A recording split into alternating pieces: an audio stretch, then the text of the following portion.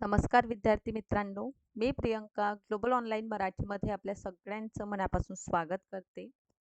आज आपण महाराष्ट्र सेट परीक्षा 2026 करिता पेपर 1 आपला महाराष्ट्र सेट एक्झामिनेशनमध्ये हा कॉमन पेपर आहे आणि यामध्ये टोटल अभ्यासक्रमात आपल्याला 10 युनिट्स दिलेले आहेत. या 10 युनिट्सपैकी इम्पॉर्टंट आपण युनिट कोणते आहे, ज्यातून आपण मॅक्सिमम स्कोर करू शकतो आणि त्यासाठी आपण कोणत्या पद्धतीने अभ्यास करावं हे जाणून घेण्यासाठी आजचा पर्टिक्युलर आपला व्हिडिओ लेक्चर खूप महत्त्वाचा आहे. बघा काय आहे, पेपर 1 हा आपल्या पर्टिक्युलर एक्झामिनेशनमध्ये खूप महत्त्वाचा आहे. महत्त्वाचा म्हणजे का बरं? कारण या पेपरमध्ये टोटल 50 तर आपल्याला क्वेश्चन येतात आणि 100 यावर आपल्याला गुण असतात. आणि मॅक्सिमम आपण 90पेक्षा जास्त देखील या पेपर 1च्या माध्यमातून कव्हर करू शकतो. त्यामुळे अभ्यास करताना आपल्याला काय काय गोष्टी लक्षात घ्यायच्या आहेत जेणेकरून पेपर 1मध्ये आपण मॅक्सिमम स्कोर करू शकू, हे जाणून घेण्यासाठी आजचा पर्टिक्युलर व्हिडिओ लेक्चर खूप महत्त्वाचा आहे. तर सर्वप्रथम मित्रांनो, लक्षात घ्या, दरवर्षी महाराष्ट्र सेट एक्झामिनेशन वर्षातून एकदा होत असते. 2026ची देखील एक्झामिनेशन आपल्याला काहीच दिवसामध्ये होताना दिसून येईल. सध्या तरी नोटिफिकेशन आलेली नाही, पण नक्कीच काही दिवसामध्ये आपल्याला नोटिफिकेशन दिसून येतं. पण नोटिफिकेशनच्या पूर्वी देखील आपल्याला एक अभ्यासाला सुरुवात करून द्यायला हवी. कारण नोटिफिकेशन नंतर जे आहे 3च महिन्याचा कालावधी आपल्याकडे असतो आणि हे 3 ते 4 महिन्यामध्ये आपल्याला पेपर 1 कव्हर करायचा आहे, सोबतच पेपर 2 देखील. आणि पेपर 1च्या तुलनेत पेपर 2चा जर आपण विचार केलेला म्हणजे सब्जेक्टिव्ह हा पेपर असतं आणि सब्जेक्टिव्ह असल्यामुळे मित्रांनो इथे होतंय काय, मोठा सिलेबस असतं. त्यामुळे आजपासूनच तुम्ही आपल्या अभ्यासाला सुरुवात करा. यासाठी आपल्याकडे कंप्लीट कोर्स देखील अवेलेबल आहे, ज्याची नवीन बॅच 23 मार्चपासून सुरू होत आहे.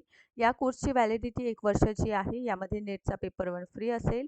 10 वर्षाचं PYQ आपल्याला मिळणार आहे with detail solution. 5000 plus MCQ आपल्या प्रॅक्टिसकरिता आहे. सोबतच मित्रांनो, कुठलंही रेफरन्स बुक वापरण्याची आवश्यकता नाही. या कंप्लीट नोट्सच्या माध्यमातून तुम्ही मॅक्सिमम स्कोर नक्कीच परीक्षेमध्ये करू शकतात, कारण अपडेटेड टॉपिक आपले यामध्ये इन्क्लुडेड आहे. दररोज 8 वाजता सेशन होणार आहे आणि रेकॉर्डेड तुम्ही पाहिजे तितक्यादा बघू शकता. कोर्स जॉईनिंगची फीस 3000 आहे. यावर डिस्काउंट मिळेल. मात्र 2600 रुपयामध्ये हा कोर्स अवेलेबल आहे. हे नंबर्स आहे, यावर कॉन्टॅक्ट करा आणि आजच कोर्सला जॉईन करा. पेपर 1 प्रमाणे पेपर 2 मध्ये commerce management, computer science, political science, life science, history, economics, Marathi, chemistry, English आणि लायब्ररी सायन्सचं कोर्स अवेलेबल आहे. फीज आहे 10,000 रुपये. यावर डिस्काउंट मिळेल. मात्र 8,000 मध्ये 1 वर्षाच्या व्हॅलिडिटीसोबत नेट सेट पेपर 1 इथे फ्री ऑफ कॉस्ट असेल. पेपर 2 ची देखील बॅच 23 मार्चपासून सुरू झालेली आहे, म्हणजे आजपासून. सो ऑफिशियल नंबर्स आहे, यावर कॉन्टॅक्ट करा आणि पेपर 2 ला देखील आपण जॉईन करू शकता. अभ्यासाला सुरुवात करीत असताना युनिट 1 टीचिंग ॲप्टिट्यूड पासून आपण सुरुवात करायला हवी. टीचिंग ॲप्टिट्यूड ही काय आहे, तर अध्यापन अभियोग्यता. तर या युनिटचं महत्त्व जर आपण विचार केलेलं आहे एक्झामिनेशनच्या पॉईंट ऑफ व्ह्यूने, तर टोटल 10 मार्क्स जे आहे ते आपले इथे डिपेंड करतात. यामध्ये सर्वप्रथम जे टॉपिक तुम्हाला अभ्यास करायचा आहे ते म्हणजे अध्यापन संबंधित संकल्पना, डेफिनेशन, अध्यापनाचं उद्दिष्ट काय आहे, अध्यापनाच्या पातळी ज्यामध्ये MLT, ULT आणि RLTचा तुम्हाला reflective level of teaching, understanding level of teaching and memory level of टीचिंगचा अभ्यास करणं खूप गरजेचं आहे. वारंवार या भागातून PYQs आपल्याला परीक्षेत येतं. या व्यतिरिक्त पोगंडा अवस्था आणि प्रौढ्यावर देखील वारंवार प्रश्न आपल्याला परीक्षेमध्ये दिसून आलेले आहेत. यानंतरचा महत्त्वाचा टॉपिक ठरणार आहे उच्च शिक्षण संस्थानामध्ये शिक्षक केंद्रित विधी आणि अध्यापन केंद्रित विधी. यावर वारंवार मित्रांनो टीचिंग ॲप्टिट्यूड भागामधून प्रश्न येत आहे. त्यानंतरचं महत्त्वाचं टॉपिक ठरेल स्वयंप्रभा आणि मूक. अध्यापन समर्थन प्रणालीमध्ये पारंपरिक आणि आधुनिक डायरेक्ट प्रश्न इथून येतं. मूल्यांकन प्रणाली आणि यामध्ये जे आहे ना टाइप्स ऑफ इव्हॅल्युएशन जे आहे प्रकार, यावर जास्त मेजर फोकस आपल्याला केलेलं इथे दिसून येतं. सो हे मेजर टॉपिक आहे टीचिंगमध्ये. त्यानंतर आहे रिसर्च ॲप्टिट्यूड म्हणजे संशोधन अभियोग्यता. तर संशोधनमधून कोणतं टॉपिक करणार? सर्वप्रथम एक बेसिक समजून घेण्यासाठी कुठल्याही विषयाचं संशोधनाचा अर्थ जाणून घ्या. संशोधनाचे प्रकार आणि संशोधनाच्या वैशिष्ट्यांवर देखील मित्रांनो प्रश्न येतं बरं. पॉझिटिव्हिझम अँड पोस्ट पॉझिटिव्हिझमवर तर 2024 आणि 2025 मध्ये PYQs आलेले आहे. संशोधन पद्धतीवर देखील वारंवार प्रश्न येतं, त्यामुळे हाही टॉपिक आपण स्किप करू नये. थिसिस आणि लेखन कसं करायचं, संदर्भ शैली काय असतं, है ना, स्टाईल्स ऑफ रेफरन्सिंग काय आहे, यावर देखील प्रश्न येतातच. ICT शोध नैतिकता काय आहे, हा सुद्धा एक महत्त्वाचा टॉपिक ठरतं यामध्ये. ICT अँड टूल्स म्हणून एक महत्त्वाचं टॉपिक आहे. देन सॉफ्टवेअर रिसर्च रिलेटेड असं तुम्हाला पर्टिक्युलर भाग जो आहे इथे विचारलं जातं. त्यानंतर युनिट 3 हा आकलन आहे, कम्प्रेहेन्शन, याचं प्रॅक्टिस करावं लागतं. पूर्ण एक पॅराग्राफ, एक उतारा येणार आहे आणि उतार्यावर आधारित 5 प्रश्न 10 गुणांसाठी मित्रांनो इथून परीक्षेमध्ये विचारलं जातं. यानंतर चौथं महत्त्वाचं घटक आहे कम्युनिकेशन. तर कम्युनिकेशन, आता शिक्षक आपण होणार, असिस्टंट प्रोफेसर आपण होणार आहोत, तर आपलं संवाद कसं असावं, प्रभावी असायला हवं. त्यामुळे चौथं युनिट आहे आपल्याला अभ्यासक्रमामध्ये कंप्रेशनाचा. तर बेसिक जाणून घ्या कंप्रेशनाचा अर्थ. इथे कंप्रेशनाच्या व्याख्या देखील करावं लागेल, कारण यावर देखील प्रश्न विचारलं जातं. प्रकार जे आहे यावर प्रश्न येतात, संप्रेषणाचे वैशिष्ट्ये, त्यानंतर प्रभावी संप्रेषणात हे सगळेच घटक, ज्यामध्ये मौखिक, गैरमौखिक, आंतरसांस्कृतिक, गट संप्रेषण हे सगळेच PYQ ठरतं. वारंवार अल्टरनेट कधी ना कधी विचारलेले आहे. प्रभावी संप्रेषणातील अडथळे, मास मीडियावर देखील भरपूर प्रश्न आता फोकस केलेला आहे. या व्यतिरिक्त इमोजिकॉन्स वगैरे जे आहे, सिम्बॉलिक जे कम्युनिकेशन आहे त्यावर फोकस जास्त केलेला आहे. त्यानंतर आहे 5 नंबरचा आपला घटक आहे, ते म्हणजे गणितीय तर्क. तर्काचे प्रकार करा. सर्वप्रथम एक बेसिक मॅथमॅटिकल रिझनिंगचं सुरू करताना संख्या मालिका, पत्र मालिका, संहिता, संबंध हे करायचं. त्यानंतर गणितीय योग्यतेकडे वळा, ज्यामध्ये अपूर्णांक, वेळ, अंतर, गुणोत्तर, प्रमाण, टक्केवारी, नफा तोटा, व्याज, सवलत, सरासरी हे बेसिक घटक करा. कारण हे जेव्हा तुम्ही व्यवस्थित कराल तेव्हा तुमचा DIचं बेस बनेल मित्रांनो, आणि हा DI सोडवण्यासाठी तुम्हाला खूप सोपं जाईल. त्यानंतर लॉजिकल रिझनिंगमधून 5 प्रश्न येणार. त्यामुळे वितर्काची रचना समजून घ्या. ठीक आहे. इतकंच नाही तर औपचारिक आणि अनौपचारिक भ्रम काय आहे, संज्ञांचं अर्थ.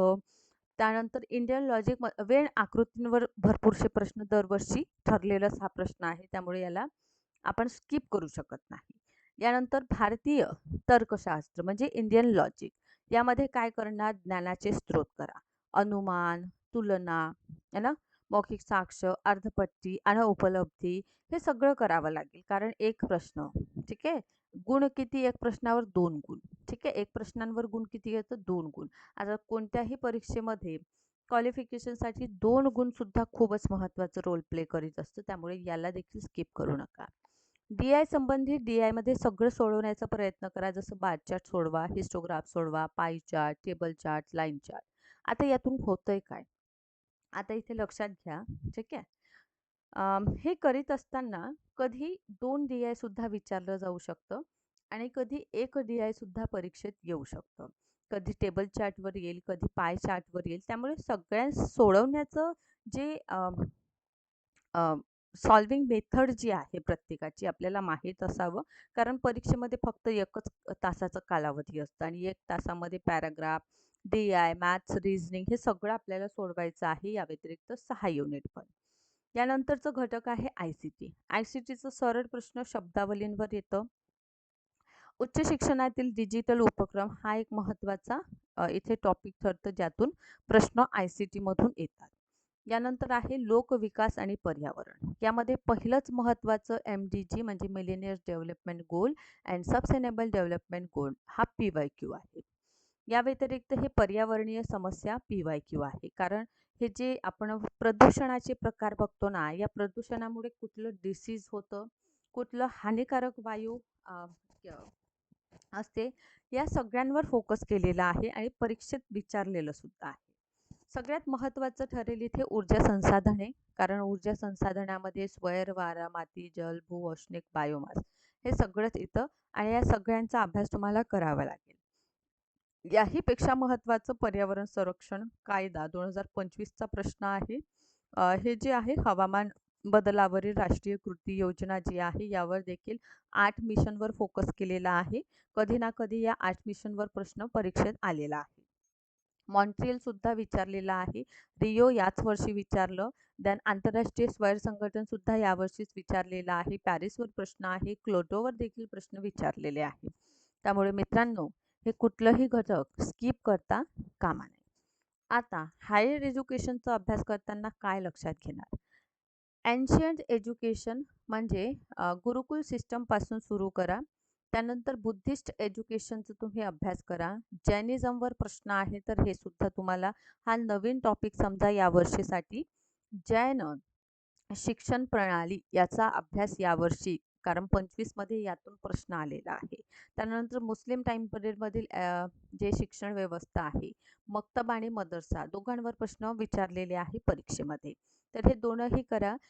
ब्रिटिशकालीन एज्युकेशन आहे ना, म्हणजे 1813 पासून तर सार्जंटचं प्लॅन 1944 पर्यंत अभ्यास करा. देन स्वतंत्र भारताचा पहिला आयोग राधाकृष्णन आयोगापासून 2020 एज्युकेशन पॉलिसी, आणि त्यानंतर व्यावसायिक तांत्रिक कौशल्य आधारित शिक्षण झालं. पर्यावरण शिक्षण, आता पर्यावरण किंवा व्हॅल्यू जे आहे ना, ते आपलं इन्व्हायरमेंट घटक जेव्हा आपण अभ्यास करतो तेव्हाच हा टॉपिक कव्हर होऊन जातं. लास्ट आहे धोरणे, शासन आणि प्रशासन.